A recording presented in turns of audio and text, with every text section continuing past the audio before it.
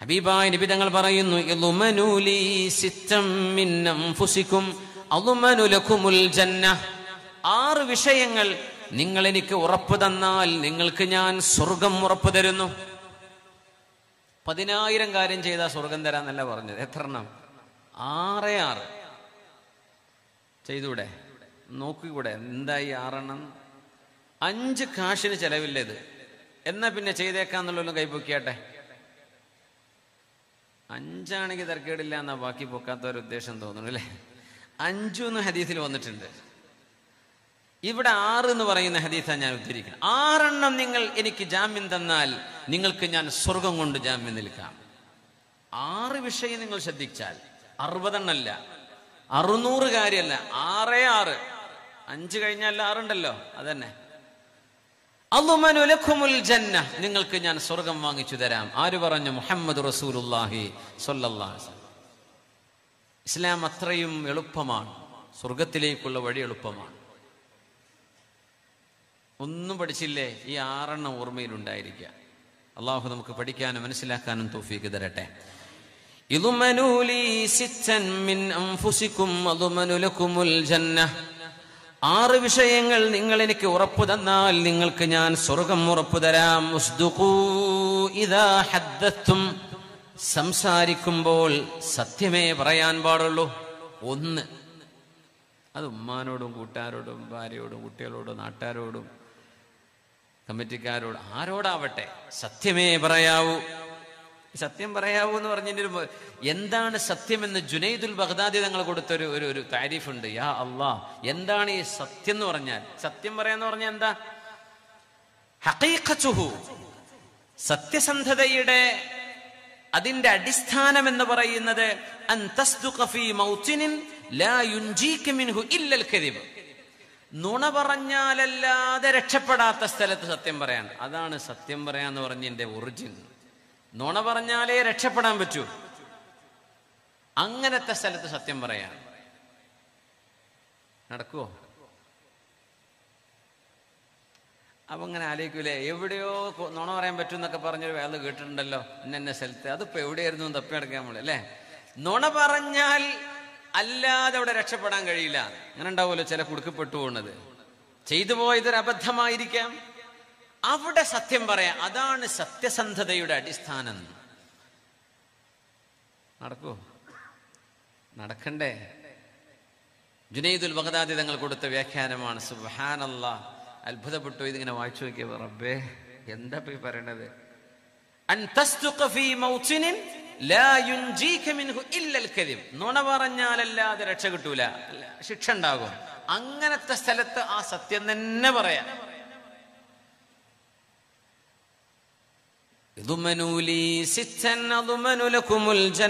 നിങ്ങൾ എനിക്ക് വാക്ക് തരികയാണെങ്കിൽ, 6 വിഷയം ശ്രദ്ധിക്കുകയാണെങ്കിൽ നിങ്ങൾക്ക് ഞാൻ സ്വർഗം തരാം. ഒന്നാമത്തേത് ഉസ്ദുഖൂ ഇദാ ഹദ്ദത്തും, വർത്തമാനം പറയുമ്പോ സത്യമേ പറയാവൂ, നുണ ഒരു ശകലം പോലും പറയരുത്.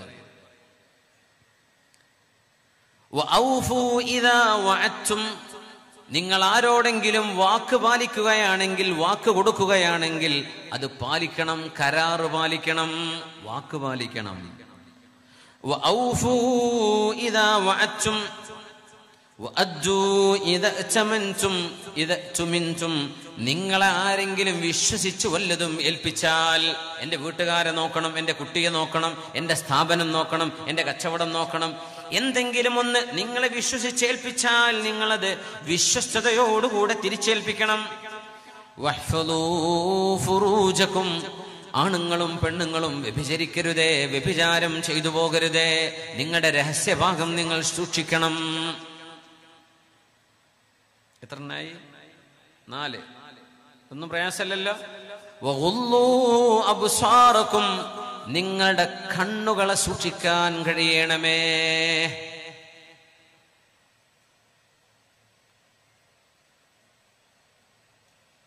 ജിയോ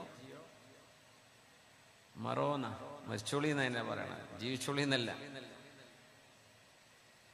കണ്ണുകളെ സൂക്ഷിക്കാൻ കഴിയണേ. പറ്റുമോ? കാണാൻ പാടില്ലാത്തത് കാണരുത് എന്നാണ് പറഞ്ഞത്.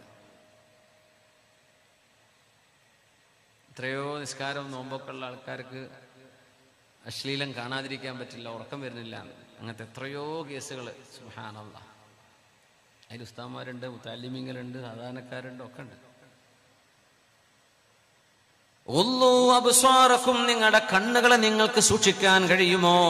വകുഫൂ ഐദീകും, നിങ്ങളുടെ കൈ കൊണ്ട് നിങ്ങൾ അനാവശ്യങ്ങൾ ചെയ്യരുത്.